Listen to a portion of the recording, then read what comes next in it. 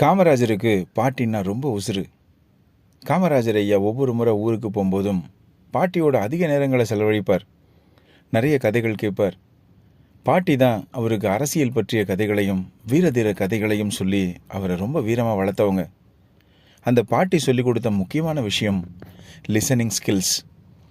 பாட்டி அடிக்கடி காமராஜர் ஐயா கிட்ட சொல்லும்போது, பாட்டி ஏதாவது பேசும்போது காமராஜர் ஐயா குறுக்கிடுவாராம்.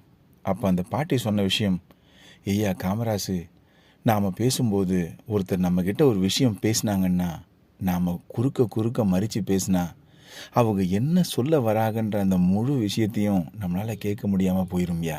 அதனால் யார் என்ன பேசினாலும் என்ன சொல்கிறாங்கன்னு முதல்ல பொறுமையாக கேளு. கேட்டுட்டு அதுக்கப்புறம் நீ என்ன பதில் சொல்லணும்னு யோசித்து அவங்கக்கிட்ட பேசுன்னு சொன்னாங்க. இதைத்தாங்க காமராஜர் பின்னாட்களில் வாழ்க்கையில் கடைபிடிச்சாராம். அவர் அரசியலில் இருக்கும்போதும் சரி, பொதுமக்கள்கிட்ட குறைகள் கேட்கும்போதும் சரி, எதிர்கட்சிகள் விவாதத்தில் ஈடுபடும் போதும் சரி, முதல்ல அவங்கள பேச விட்டு அவங்க என்ன பேசுகிறாங்கன்னு கேட்டுட்டு அதுக்கப்புறம் தாங்க பதில் சொல்வாராம். காமராஜர் ஐயாவோட இந்த லிசனிங் ஸ்கில்ஸ்க்கு முக்கியமான காரணம் அவங்க பாட்டி தான்னு வைரவன் கிட்ட ஒரு முறை காமராஜர் ஐயா சொல்லியிருக்கிறாங்க. காமராஜர் ஐயா பெரியவங்க பேச்சை என்றைக்குமே தட்டினதில்லை.